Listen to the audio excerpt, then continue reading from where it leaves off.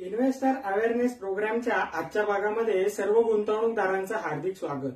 मागच्या व्हिडिओमध्ये आपण बघितलं होतं की म्युच्युअल फंड इन्व्हेस्टमेंट करताना कोणत्या महत्त्वाच्या गोष्टी लक्षात ठेवायला पाहिजेत। त्यातली पहिली गोष्ट म्हणजे लॉंग टर्म इन्व्हेस्टमेंट।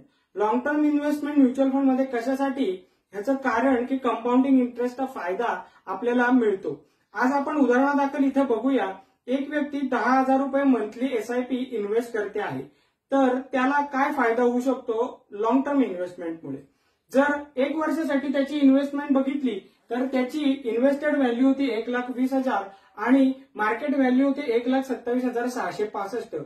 तर त्याच व्यक्तीने जर 5 वर्षासाठी व्हॅल्यू इन्व्हेस्टेड ठेवली तर त्याची टोटल इन्व्हेस्टमेंट होते 6 लाख रुपये मंथली 10,000 प्रमाणे आणि मार्केट व्हॅल्यू होते 8,11,036 रुपये।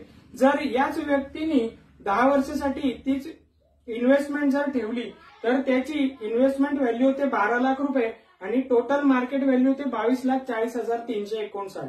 हा फायदा फक्त कंपाऊंडिंग इंटरेस्टमुळे मिळतो आणि जर आपण आपली इन्व्हेस्टमेंट लॉंग टर्म साठी ठेवली तर हा फायदा आपल्यालाही मिळू शकतो।